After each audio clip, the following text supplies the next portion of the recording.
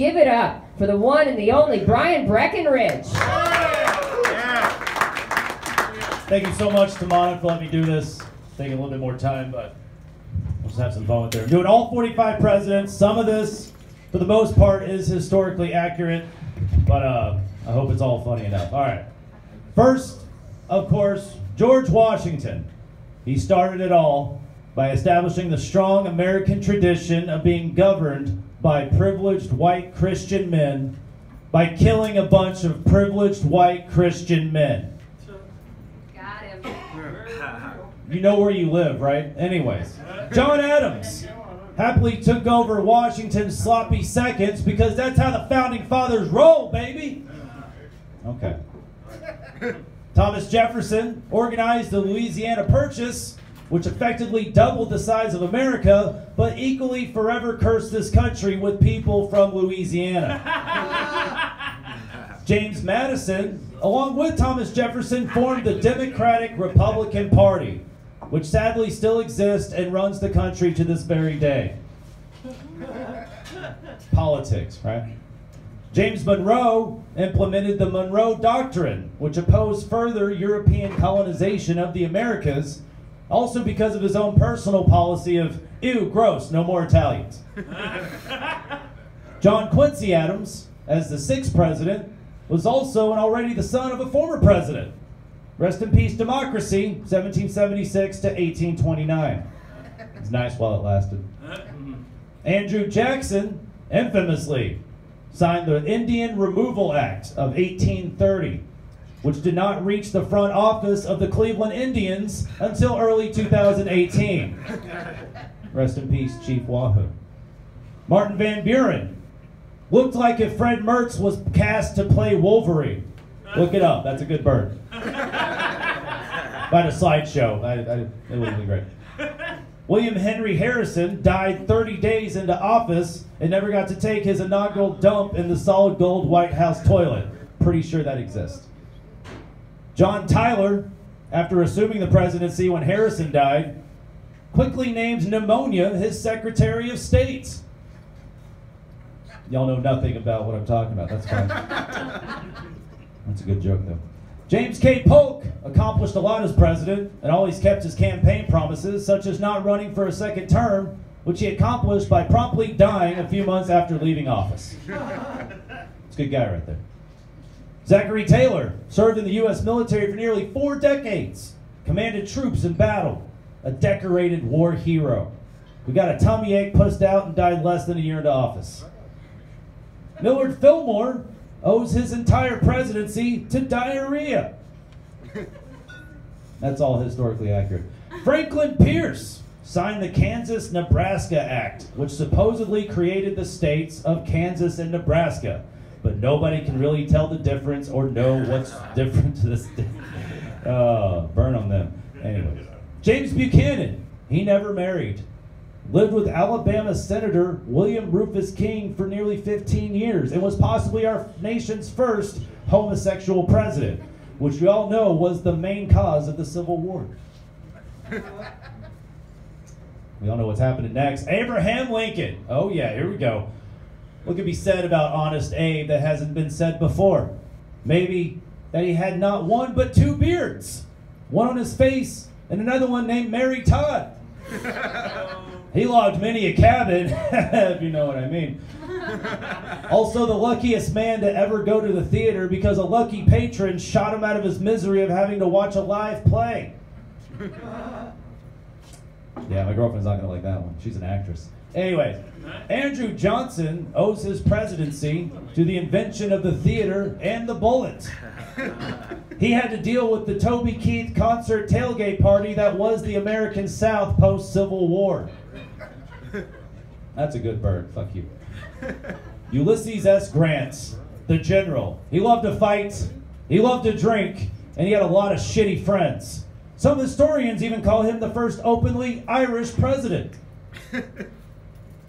You need to know more Irish people. Anyways, Rutherford B. Hayes, the first white president with a cool black guy name.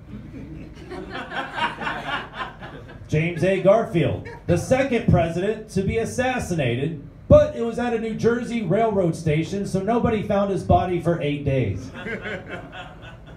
Chester A. Arthur only became president through assassination because even people in the 1880s weren't going to elect a Chester into the White House. I had to reach for that one, I'm sorry. You try doing this. Grover Cleveland was mayor of Buffalo before becoming president 2 out of 3 times that he ran, showing that the city of Buffalo has to go back over 120 years to taste victory. We're still burning the bills now. Benjamin Harrison. He was the grandson of former President William Henry Harrison, but was most famous as the snow shoveling neighbor in Home Alone. Look that one up. That's a good burn too. They're not all like that.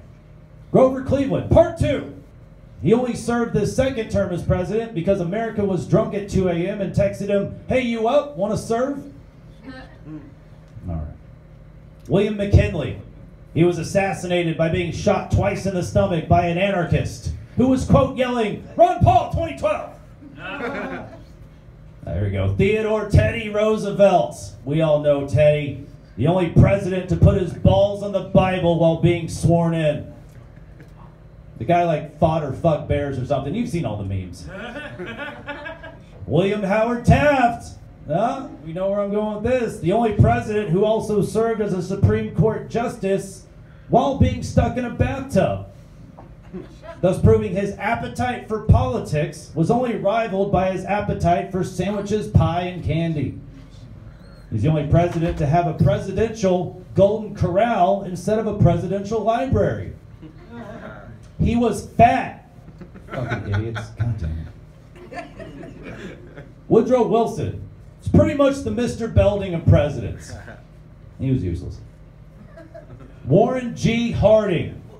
Oh, Warren G., known as the regulator to his closest advisors. Even though being born in rural Ohio, he represented the West Coast in his heart by dying of a heart attack in San Francisco. Regulators.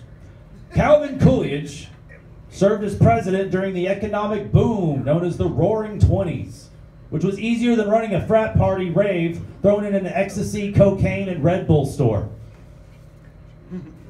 Those exist, right? All right, last page. It's going to get a lot more relevant here. Herbert Hoover.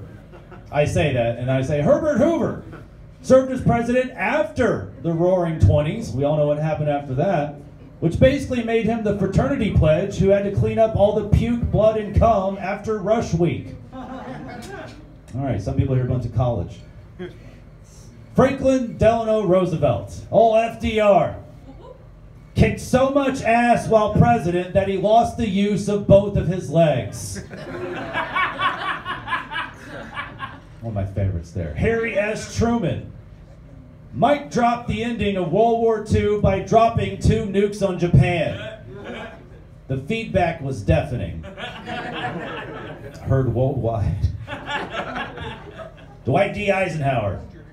Though a general, he warned America of the impending military-industrial complex, thus forever cementing him as the guy you hear talking at the beginning of every YouTube conspiracy video. Reminds you of some stoned late nights, does it? Oh, here we go. John F. Kennedy, JFK, had his brains blown out before he could fuck them out. That's one of my favorites. Lyndon B. Johnson, very well known for his Great Society domestic programs. Not very well known for referring to his penis as society and his interns as domestic programs. Go to the library in Austin. You can listen to a phone and hear all this shit. Richard Nixon, the only bigger dick to ever occupy the White House than Lyndon B. Johnson's.